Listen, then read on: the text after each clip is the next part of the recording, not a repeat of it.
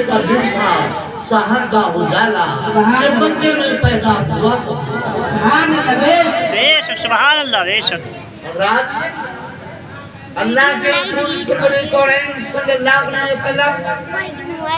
پوری دنیا جانتی ہے کہ حضرت آمنہ خاتون کے وطن مبارک سے آپ اس آسمانی دنیا پر جلوہ فکر ہیں سبحان اللہ حضرت آمنہ خاتون ابھی آپ کتنے ایسے لوگ ہیں جو یہ جانتے ہیں کہ ہمارے نبی کا نام کیا ہے کتنے ایسے لوگ ہیں جو یہ بھی نہیں جانتے کہ نبی کا نام کیا ہے پوری دنیا حضرت محمد مصطفیٰ صلی اللہ علیہ وسلم کے نام سے یاد کرتی ہے میں پوچھنا چاہتا ہوں بتاؤ ہمارے نبی کے والد کا نام کیا ہے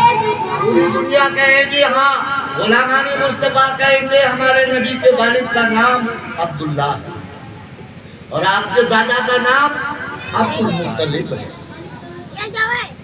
حضرت عبداللہ کہتے ہیں ابھی میری شادی نہیں ہوئی کہ اس درمیان میں اپنے والد محترم عبدالمطلب کے ساتھ کعبے کے قریب سے گزر رہا تھا اور جب میں کعبے کے قریب سے گزر رہا تھا تو وہاں پر ورقہ بن نوفل جو کتب سابقہ کی عالمہ تھی بیٹھی ہوئی تھی یہ پرانی جو گزری ہوئی کتابیں تھی ان کی اپنے آپ کو عالمہ تھی جانتی تھی انہوں نے کتابوں میں پڑھا تو انہوں نے حضرت عبداللہ کو دیکھ کر پہچان لیا اس لیے کہ حضرت عبداللہ کی پیشانی میں نور محمدی چمکا حضرت عبدالمطلب آگے ہو گئے حضرت عبداللہ اپنے آپ کو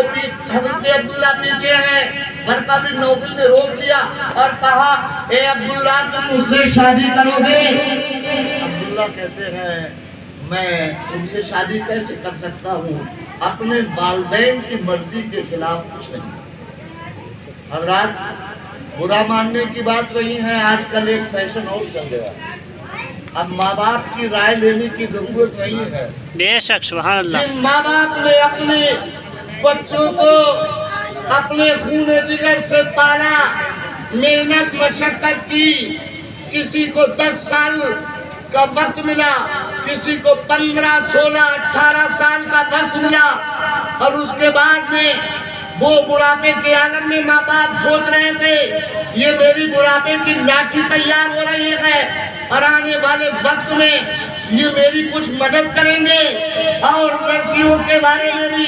کہ میں اپنی بچی کا اچھی طریقے سے کہیں نکاح کروں مگر وہ موقع بھی نہیں آنے دیا اس سے پہلے ایک دو دن بے شک سبحان اللہ وہ موقع بھی نہیں آنے دیتے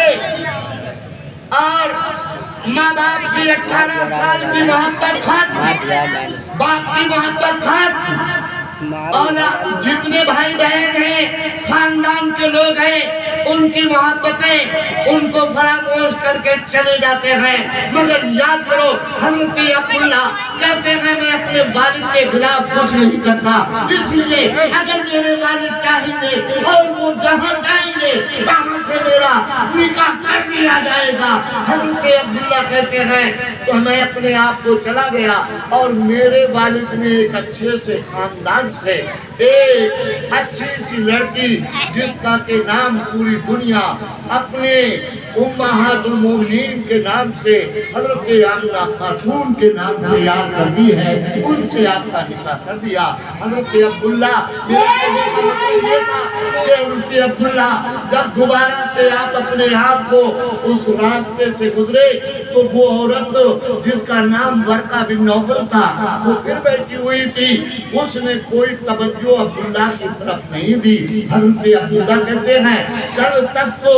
تم میری طرف مجھ سے شادی کرنے کی شاید تھی آج تم میری طرف توجہ نہیں دیتی تو انہوں نے کہا وہ جس کے نور سے تیری چمکتی تھی یہ پیشانی اسی کی تھی میں طالب اسی کی تھی میں دیوانی مگر میں کیا بتاؤں قسمت جو میری پھوٹی ہے سنا ہے آنے آنے بول دولت خود سے لوٹی ہے تمہیں اپنے آپ کو یہ معلوم ہے کہ تم نے حضرت آمنہ خاتون سے تمہارا نکاح ہو گیا. اللہ